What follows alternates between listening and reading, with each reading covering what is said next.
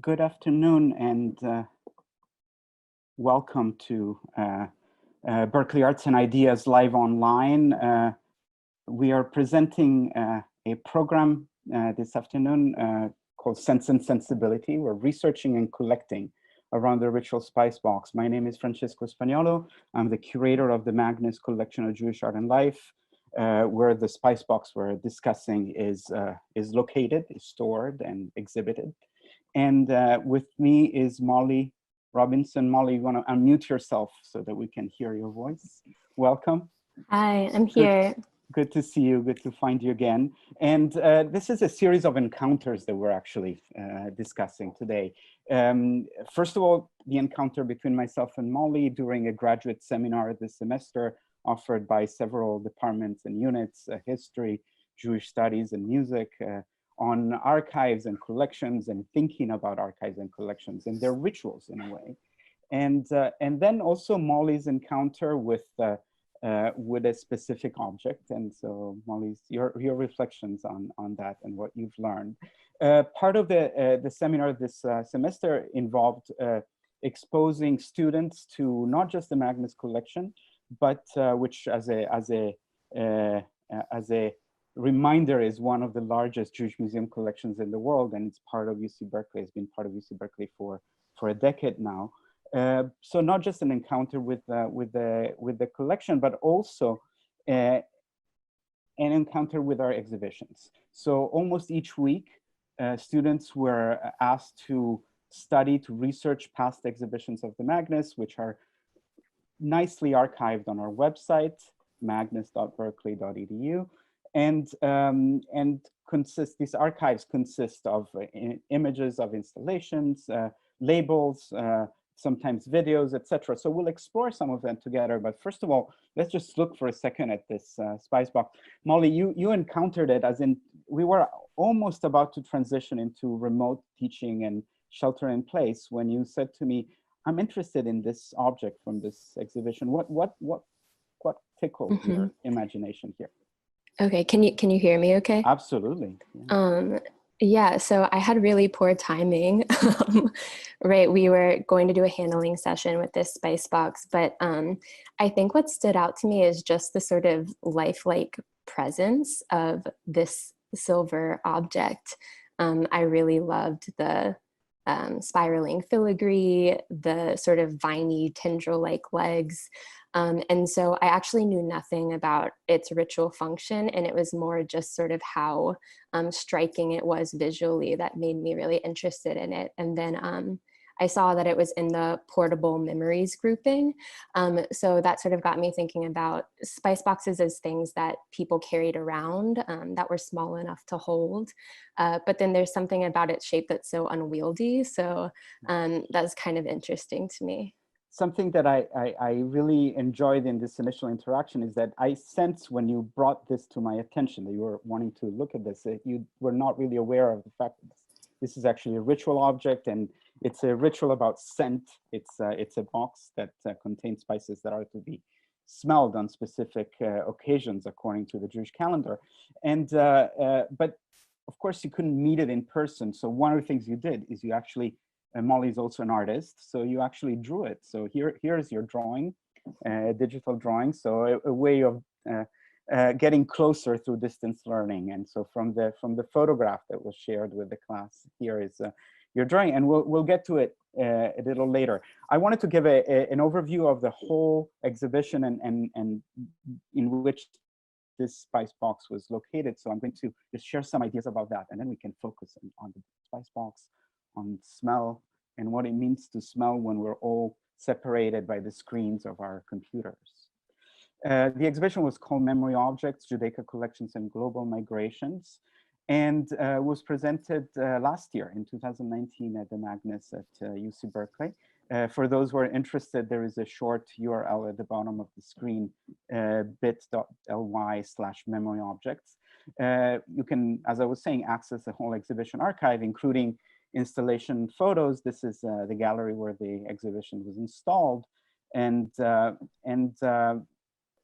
also all kinds of information. So this exhibition centered on what is the core Judaica collection of the Magnes. It was initially a private collection, was acquired by the Magnes 50 years ago, between 1967, 1968. And over the last decade, and along with a collection that included a variety of objects, from textiles to small objects like the one you're working on, Molly, large synagogue textiles, painted manuscripts, and we'll see a few of those, books, and so on, about 450 or 500 objects, all included, were collected by a man by the name of Siegfried Strauss, who was born in Germany and began to collect in Germany, started a little bit right before World War I, but especially in the interwar period. Along with the objects, we also received, and here you see a few on your screen, you see a few of the pages, a detailed catalog in which the collector, most likely with the help of a scholar, documented all of the holdings one by one. Over the years, we've been studying these objects and reconstructing the collection from the beginning, and also the history of the collection itself. What's interesting about this collection is not only the variety of materials that it includes, mostly European, but also North Africa, sometimes going as far as the Indian subcontinent. But it was collected, and so that's mostly what we reconstructed in the interwar period. It was a time of the previous great refugee crisis. And many of these objects entered private and public collections at the time in Europe because migrants were leaving falling empires, and they needed to fund their migration process and sold their belongings to dealers, to collectors, to museums. And in a way, this is the time in which the term Judaica really acquires the currency that we use today. In other words, these are objects that entering private and public collections become also commodities, start having a value, and dealers attach a price to them. But in most cases, they're sold by refugees or migrants of various kinds. We researched the collection. This is an example how we researched the collection in detail, and in a way, this exhibition was the coronation of about a decade of work to restructure our knowledge of these materials, knowledge that we can see applied in the exhibition archive. For example, this pretty impressive and in real life quite long, several feet long. This is a Kabbalistic arboreal tree. You see on the screen all of the emanations of the Sephirot. It's a chart that maps the emanations of God according to Lurianic Kabbalah. We're able to dive more deeply into what the initial collector knew. In this case, through digital photography, I was able to identify the author of the manuscript, Per Hefter, who was a very interesting Jewish heretic in the early part of the 17th century, who lived between Prague and Mantua. In other cases, and this is an example of an exhibition label where we have at the bottom the note of the collector, what Siegfried Strauss knew, and then the kind of information that was created at the Magnes through research. In some cases, we were able to debunk the knowledge that the collector had of his collection. In this case, for example, these beautiful manuscripts for the counting of the Omer, which actually follows the Jewish calendar just these days. The collector was attributing it to a known artist who painted synagogues in southern Germany. Clearly, that was not him. But in these notes, the collector also highlights why he was collecting. Siegfried Strauss, as I was saying, started collecting in the interwar period, continued after World War I. In the 1930s, he was able to, as soon as the Nazis went to power in Germany, was able to secure safe passage for his collection to London.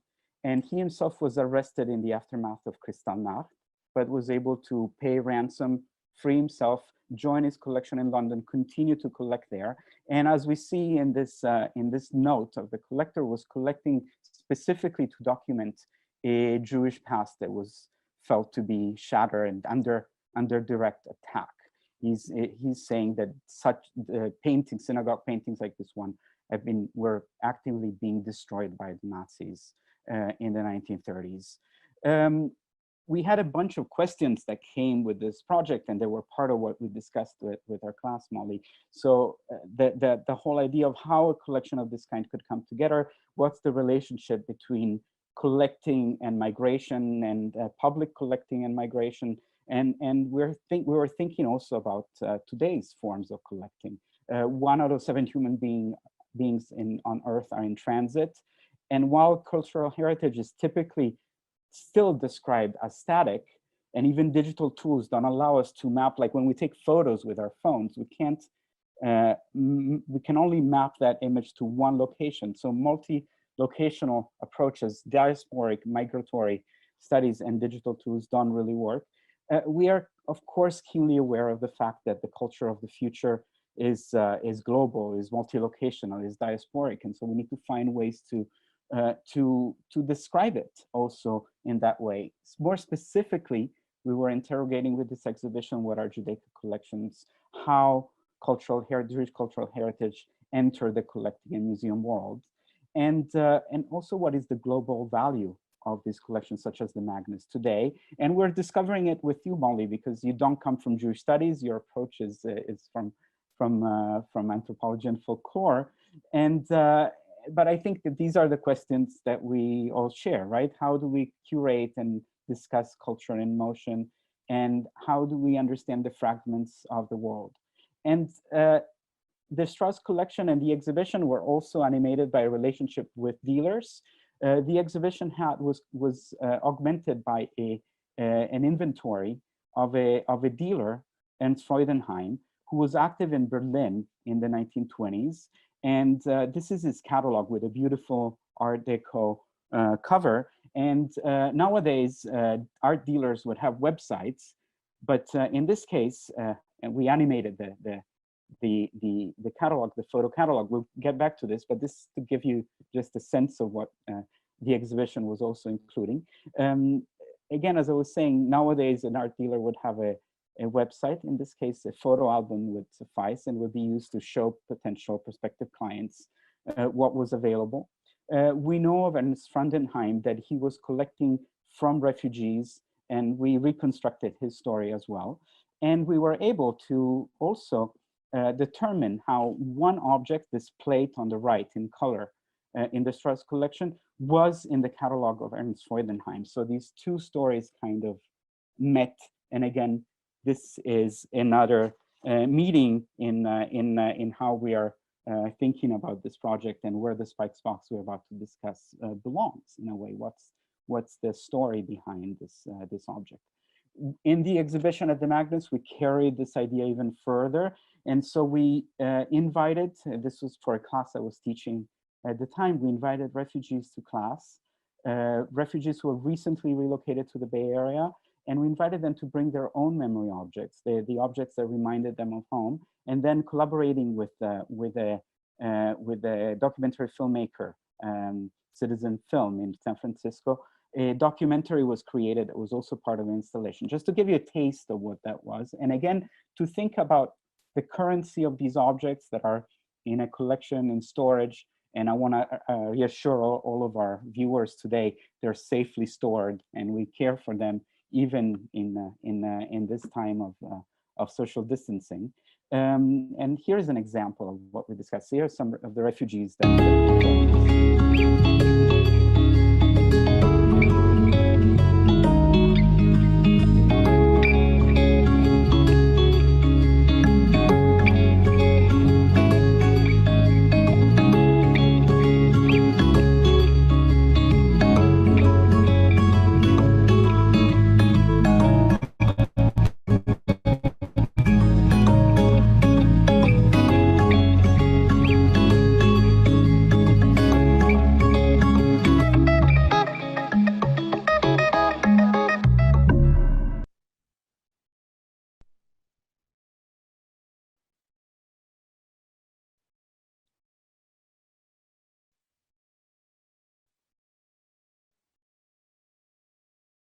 My neighbor in Syria, he was making many stuff out of silver, and he made this for me 1 year before the war.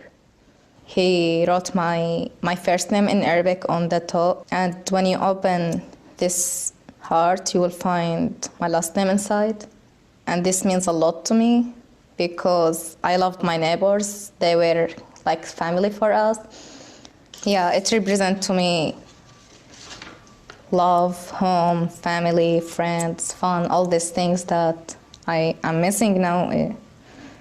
I remember it when I look at this. The bowl was a wedding present that my parents got when they married in 1930.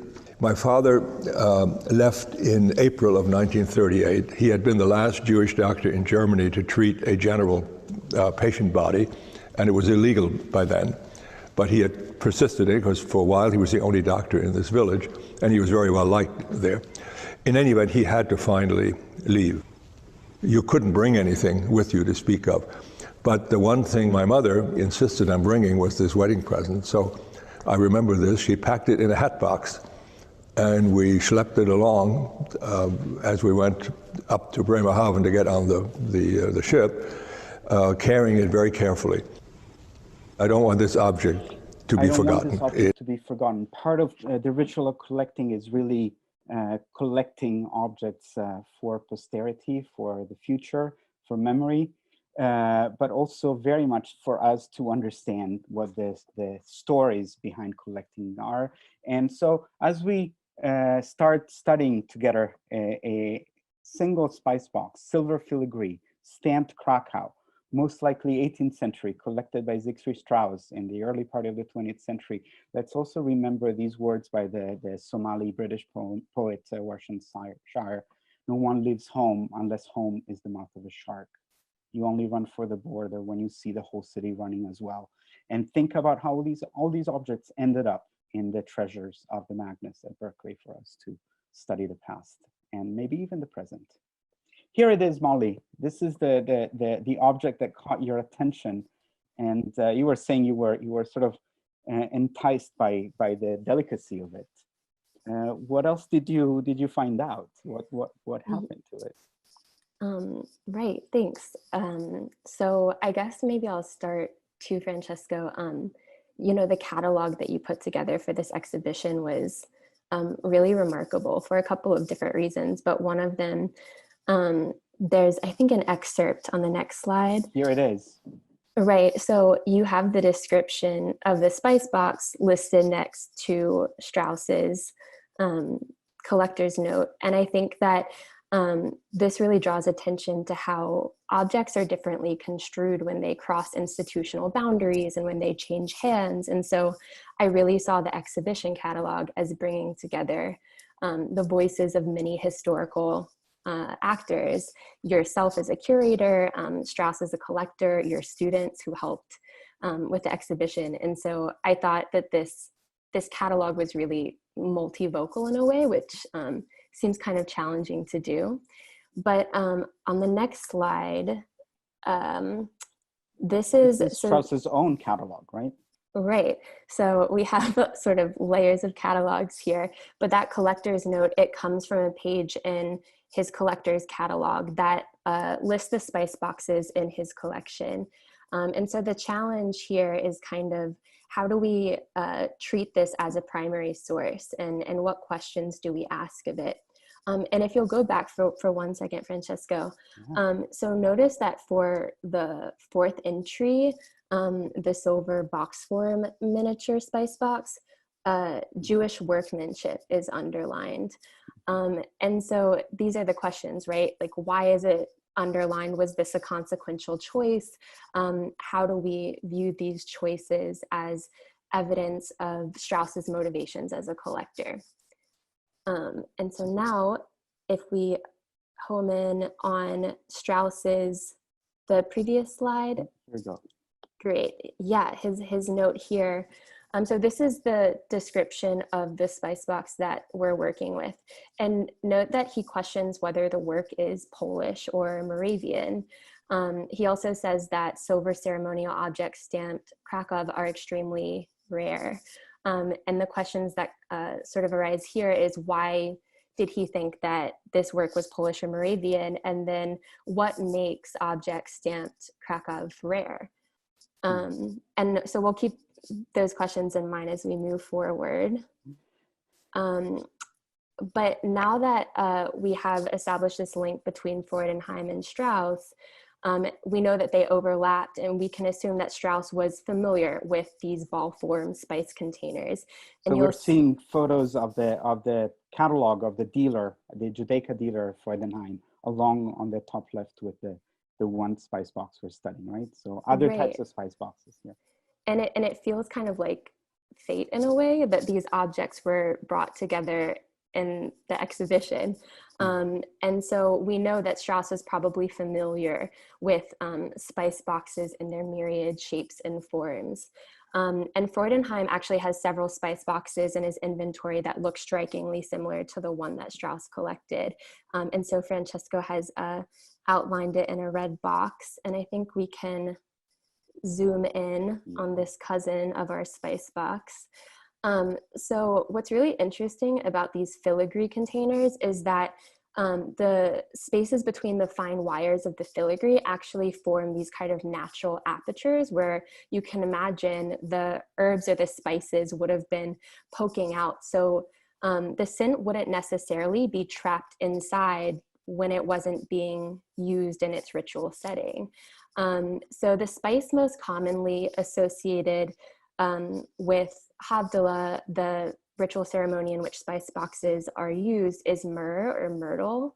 But there are plenty of other examples of different spices being used. So nutmeg. So let's remind our viewers, the Havdalah ceremony is the one that marks the end of the Sabbath or a holiday, and it involves, and we'll get closer to it because we've done our research and we've done interesting research on that, but it involves several blessings on various aspects, right? On wine, on fire, and of course on spices, on scent.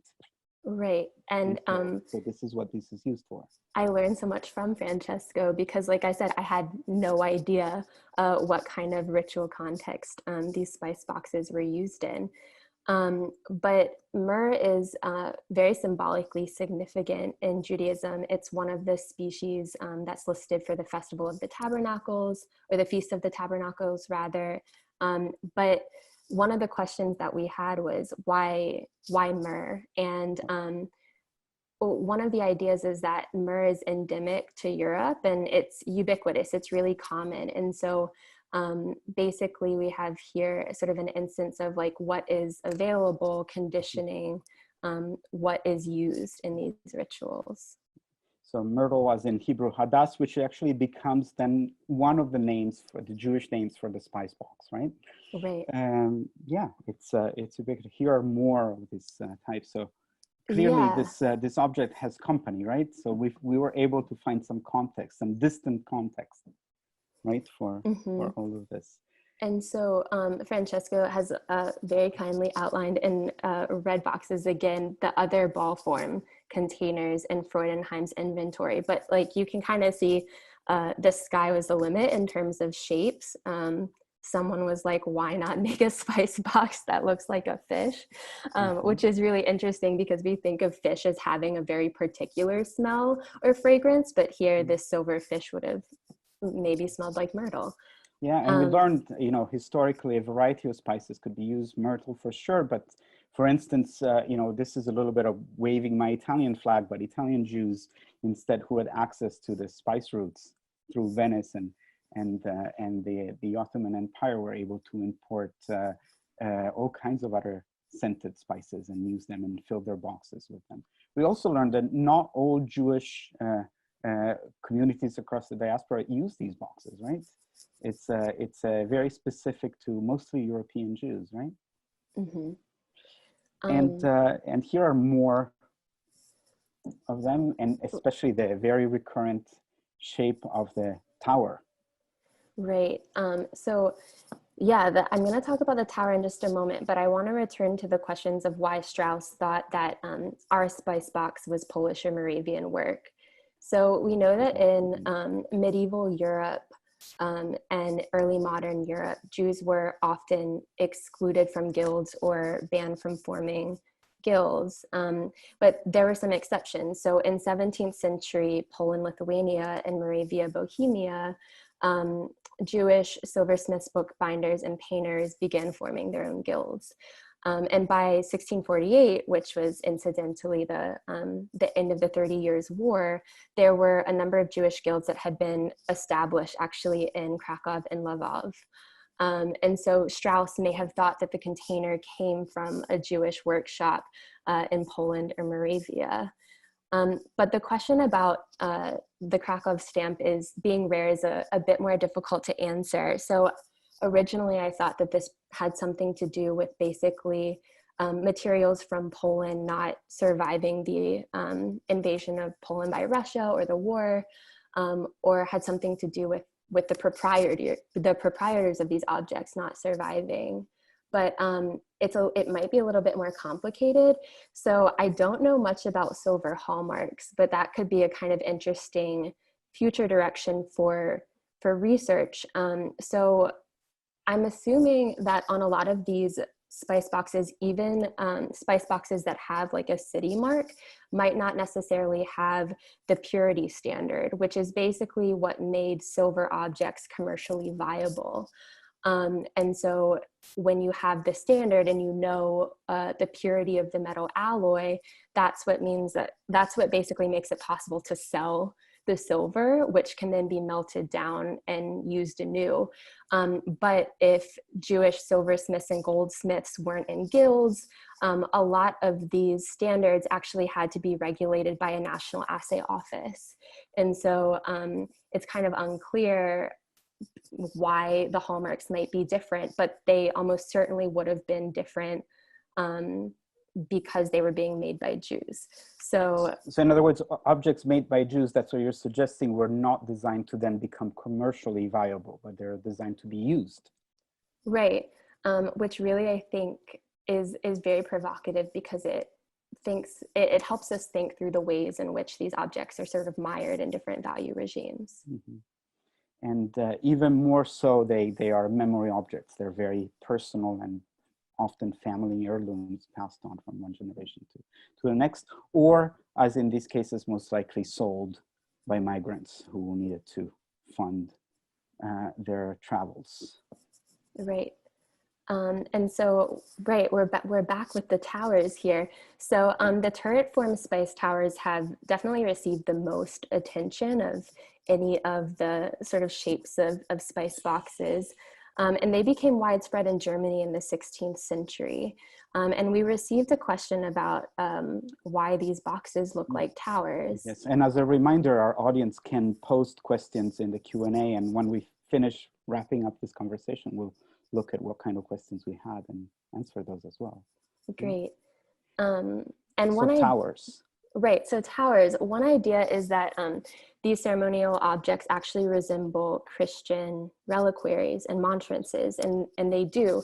So there are records of Christian goldsmiths actually making spice towers for Jews, and then Jewish silversmiths and goldsmiths keeping reliquaries and monstrances, which were these kind of prized ritual objects that would have been very expensive, on loan. And so in each case, this would have meant that Jews and Christians were familiar with and borrowing from each other's material culture. It's this really interesting place of overlap. So the tower form is likely at least partially influenced by the shape of these reliquaries and monstrances. But another idea is that the tower form goes back even further than that, to antiquity, basically, and actually follows the form of secular Yemenite censers, which is a kind of prototype for spice boxes. And those censers would have been used to burn incense. Or other scented spices at the end of the meal, the last meal of the Sabbath, right? Right. And so maybe you can talk a little bit about that, Francesco. Well, what I wanted to say about this is that we're not sharing all of our research, but we met pretty much weekly throughout these months of social distancing online, Molly and I, and went through all kind of panoply of possibilities here. And I have to say, Molly, you left very, very few stones unturned. It was phenomenal to see you struggle with rabbinic texts that in a way present, so the Talmud still inherits the what you're pointing to, the fact that there is an ambiguity in the origin of spice boxes. Are they just to used to smell something that smells good, and a later explanation goes back to Maimonides that it's a way to revive the soul at the end of the Sabbath, so they kind of have a medical sort of use, spiritual medical sort of use, or whether they, and the Talmud goes back, and the whole discussion in the Talmud is about whether this blessing over smelling the spices should be said before or after the blessing, after the meal. In other words, brings back this ceremony, which nowadays is separated from the last of the Sabbath meals, and happens after the end of the Sabbath, after sundown. Whereas the smelling of incense at the end of the meal meant that the last meal continued past sundown, and so it reflects a much older, much more ancient ritual.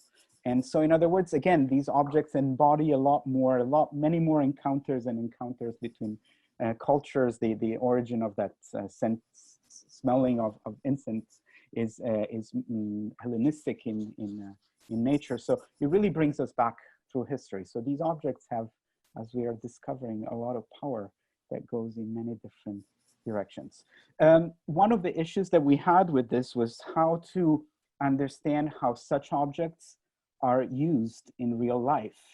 And generally, when I work with students on ritual objects, the one thing that I invite students, sometimes I put it in my syllabi, so they have to do this, but I usually invite students to go to synagogue. Berkeley has quite an incredible Jewish community with all kinds of different types of rituals and denominations and ideas about how Judaism is practiced. So it's a good point of observation. Obviously, during social distancing, these rituals were not done communally, and it was impossible for you, Molly, to join them.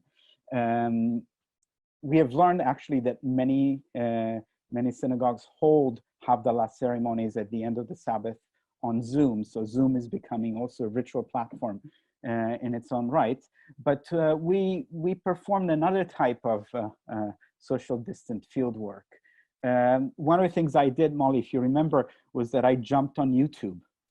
And again, with the idea that the Havdalah is a ritual that's practiced after the day of the Sabbath, at the time in which even those communities that do not use electricity, electronics during the Sabbath do use them, because the week starts at the end of the Sabbath. So there are many videos online that depict live Havdalah ceremonies. We've selected just a few, but you and I have been scouting YouTube back and forth to find videos that were represented. Most times it's community that depicts themselves. So they're relatively authentic testimonies, but it prompted us to discuss, of course, what it is, what can we do with socially distant field work, right?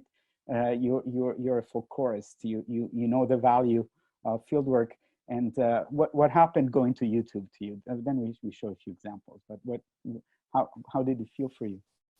It was a really interesting experience to basically be on Zoom watching a video together, and it was actually really helpful because we could pause the videos, and we were debating. I was like, I saw 4 spice boxes, and you were like, no, they're just 3, and a person doesn't use this one. And so it was really actually super helpful to be able to pause and sort of look at what was going on.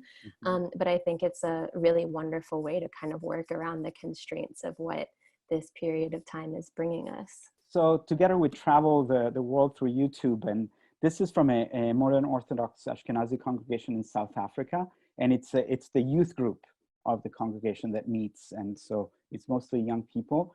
And in a sort of where is Waldo approach, we're inviting ourselves and our viewers to follow the spice boxes. How many are there? Molly, can you guide us to this video before we watch it? Yeah, sorry, I was looking at some of the questions. So maybe we'll challenge people to count how many they see, and then afterward. But one thing I will say is that it's not just spice boxes that are being used for scent and fragrance. So maybe keep an eye out for that.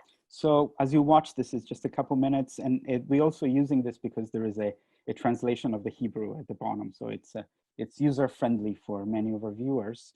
Yes, follow the spice boxes. Now you've seen a variety of them, so you know where the shapes are, and see where they go.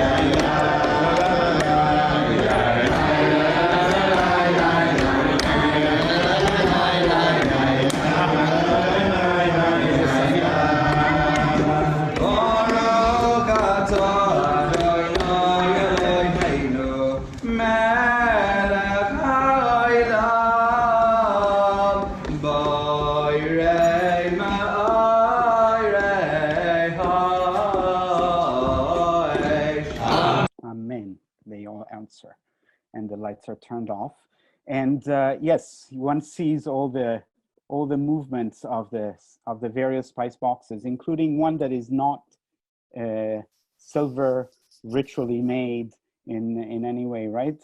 Right, kitchen spices. Yes, which, something that in California we would buy at Trader Joe's or Whole Foods, right? Yeah, and I think that what's really neat about that is it really speaks to the importance of the ritual and making do with what's available. And in a congregation with a lot of people, and everyone needs to smell the spices, I think it's a wonderful kind of workaround or a way of continuing the practice in spite of like maybe the constraint of not having enough silver turret form boxes. I see that in chat there is a question about whether decorated spice boxes are used in all traditional Jewish communities around the world. We're seeing now Havdalah by an influential Yemenite rabbi in Israel, and there is no box to be seen. It's just branches of myrtle, the hadass that gives one of the names, the Hebrew names to the spice box, that is being used. So let's just watch a little bit. So in other words, the spice box is maybe a luxury item from Europe more than anything else.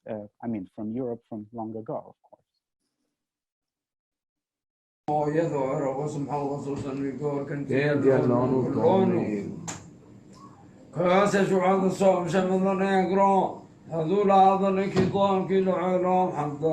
المولى في ذل الله كل يوم تبرتاخو صبر مرونا وروح التوعدنو يلوينو مالخو عرام برفري الجوفا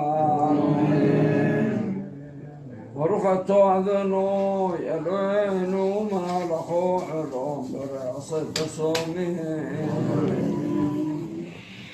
There it is.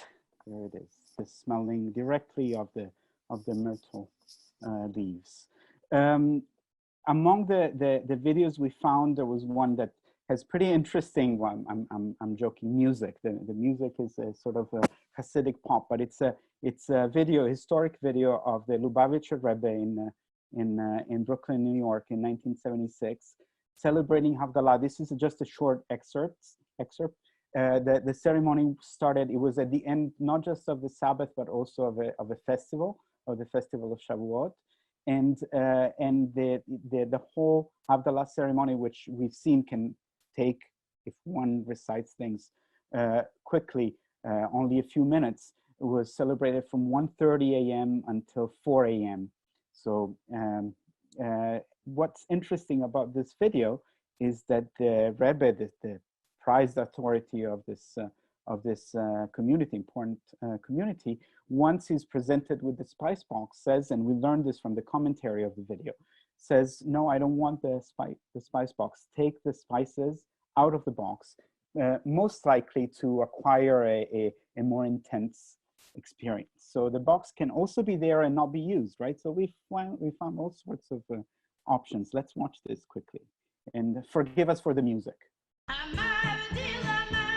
It's 1:30 a.m., just after Ma'ariv, Matzai Shabbos and Matzai Shavuos, Tafshin Lamed Vav, 1976. Noticing a new silver spice box, the Rebbe asks that the spices be removed from the box.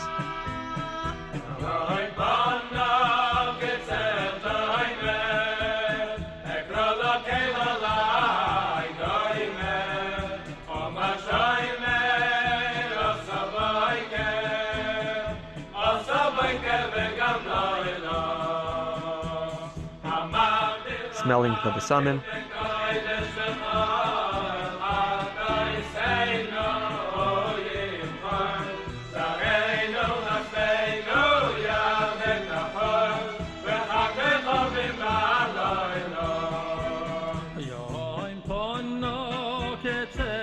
on occasion, the Rebbe would look into the spilled wine.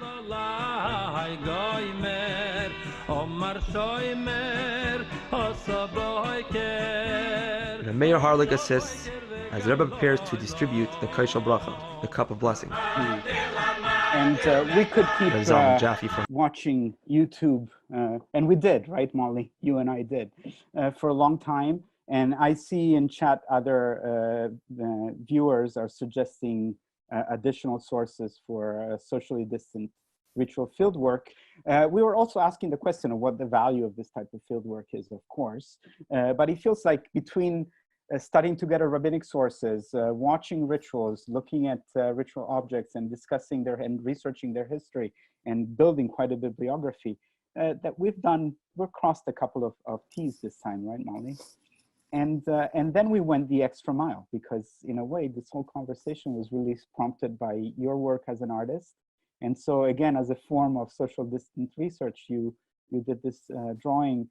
I have to say, I really like it. So that's one of the reasons why this whole thing went in all sorts of directions, I think, and we're presenting today. But actually, your drawing also pointed me to appreciate more the crown that's at the base of that I had not really taken notice of so much while looking at the object in, how can we say, in real life.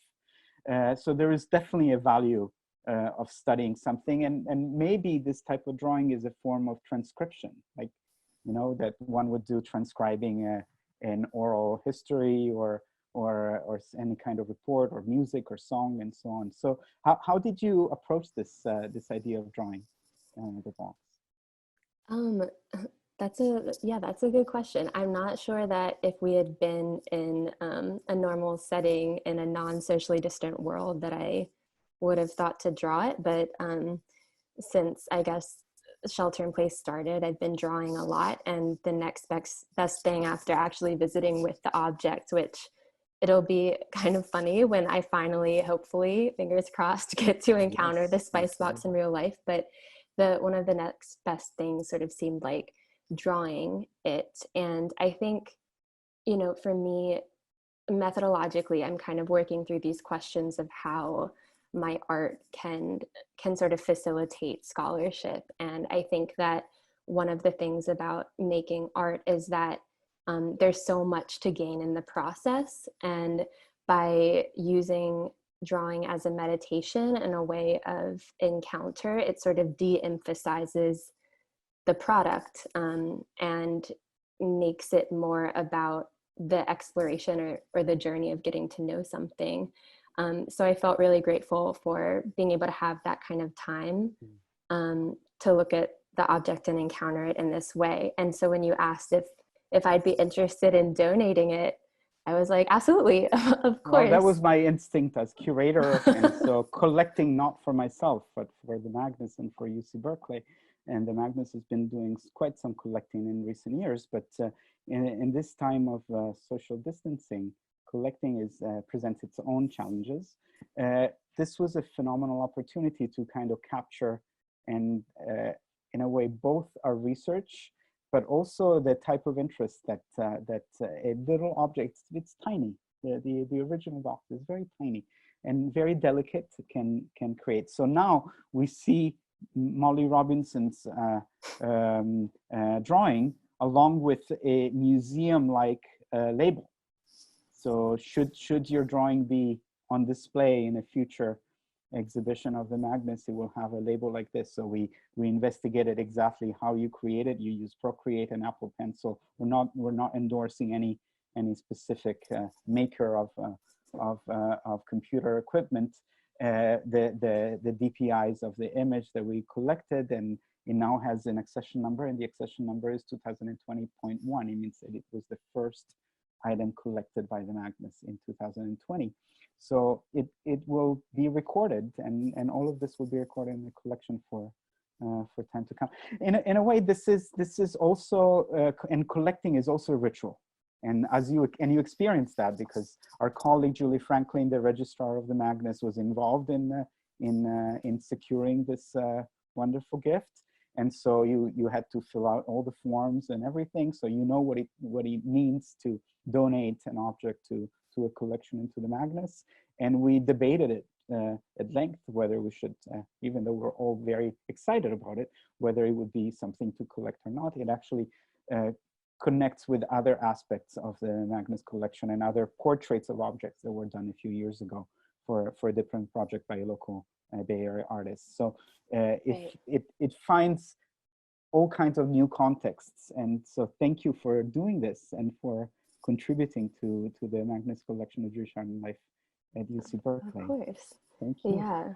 And I was how just does it feel to have it in a collection? Well, I was just going to say it feels a little bit surreal, but when you were speaking, Francesco, I was thinking about one of the essays that you and Ethan had us read in the class. Ethan Katz was my co-instructor for the seminar we met in. Right. Had this semester, yes. And so? And we read Walter Benjamin's Unpacking My Library. Mm-hmm. And he talks about what it's like to be a collector and all of the sort of like childlike excitement that comes along with collecting. But he says that one of the greatest thrills of collecting is the thrill of acquisition, and basically bringing something into a collection that completes the magic circle of Mm-hmm. objects. And so I think that what feels really special is kind of having created something that can be included in that circle, and really gets at the nature of what you and Ethan have been suggesting all semester, which is that archives are created and they're constantly being changed and constructed. So I really appreciated the opportunity to get to think about that. And we appreciate your ideas and those of all the other fantastic students in the seminar. We have about 10 students and worked really hard, and we're able to move into online instruction quite seamlessly, even though we all miss working with objects hands-on. And but we'll be back. We'll do that as well. This brings us to sort of the end of our conversation, Molly. Just as a reminder, this was Molly Robinson, who is a graduate student in folklore at UC Berkeley. My name is Francesco Spagnolo. I'm the curator of the Magnes Collection of Jewish Art and Life. Magnes.berkeley.edu is the website of the Magnes at UC Berkeley. And we can maybe see what kind of questions. We had some encouraging comments, so I guess we have fans. But let's see what kind of comments of requests we have. So here we are, and so we'll spend just the last few minutes of this webinar, and we want to also thank Nat Hunson from the Magnes for moderating the chat online and so let's see. Well, I think that we kind of addressed the issue of castle. It's more tower than castle shaped, and also we discussed the issue of scent. And Molly, you and I actually talked a whole lot about scent and sensibility, right? Right. Well, I mean, so this is something I've been thinking a little bit more about for my paper, but one of the things that I think we explored was the connection between scent and memory. And there are probably many people actually just in attendance who know much, much more about this than I do. But the Proust phenomenon is basically this idea that certain smells can evoke or elicit autobiographical memory.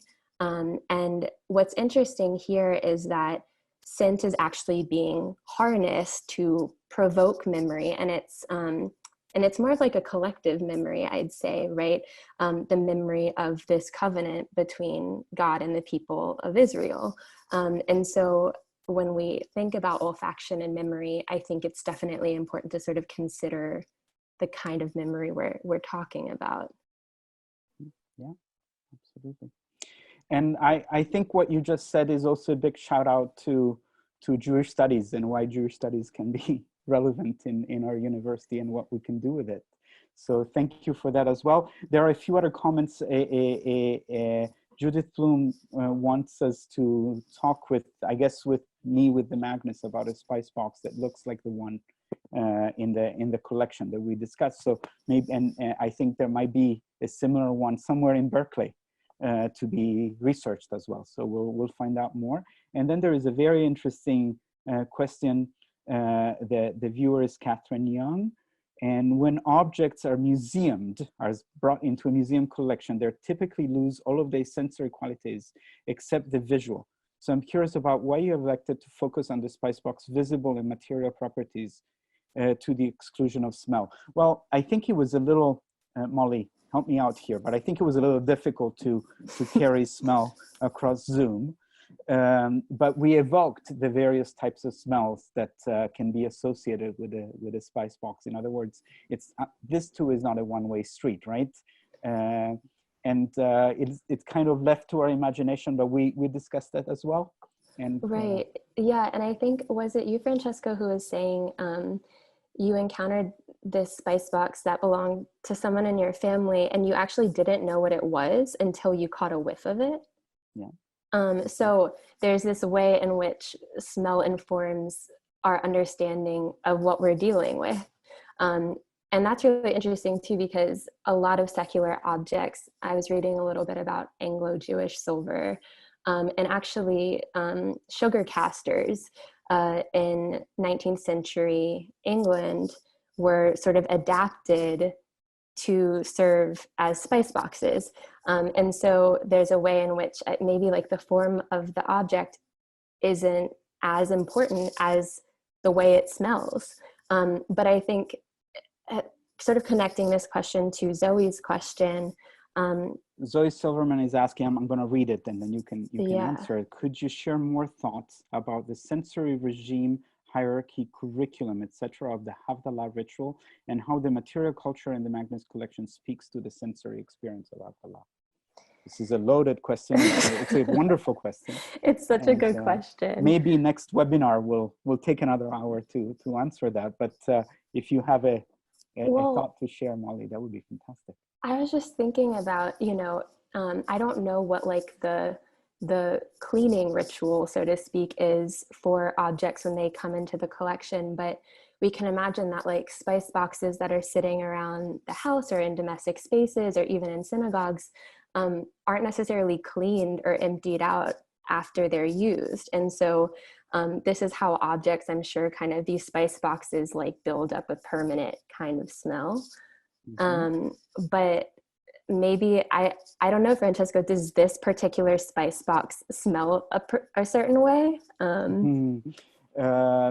Well, as the questions point out, there is a sort of a sterilization in the acquisition process of objects. Not all of them, I don't know that it has a distinctive smell, but I can say that for other types of objects in the collection, for example, ritual objects that, even though they're not designed to do so, emit sound, we actually moved them and recorded their sounds. And so we documented so even when they're behind a case, our visitors can actually play online, can play a playlist of sounds that correspond to the objects. And this is another part. I don't know where we'll go, what the frontier of smell will be, and whether we can re-evoke the movie theaters of the 1950s with odorama.